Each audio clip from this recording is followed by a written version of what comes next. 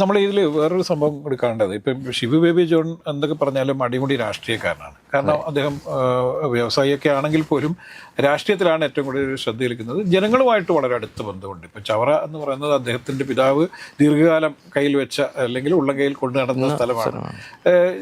ഇവിടുത്തെ ജനപ്രതിനിധിയായിട്ട് പിന്നീട് Shibu baby John വരികയും അദ്ദേഹവും മന്ത്രിയൊക്കെ ആയ ആളാണ്. അപ്പോൾ ജനങ്ങളുമായിട്ട് കുറച്ചും കൂടി അടുത്ത ബന്ധമുണ്ട് എന്നുള്ളത് കൊണ്ട് തന്നെ ഷിബു ബേബി ജോണിന് കുറച്ചും കൂടി സാധ്യത ഉണ്ടാകുന്നു എന്നുള്ളതാണ് ഞാനിതിൽ നിരീക്ഷിക്കുന്നത്. സാധ്യത ഉണ്ടാകും എന്നുള്ളത് മാത്രമല്ല, കഴിഞ്ഞ പ്രാവശ്യം അവിടെ കുറേ അടിയൊഴുക്കുകളൊക്കെ തന്നെ കുറേ പ്രശ്നങ്ങളുണ്ടായിട്ടുണ്ട്.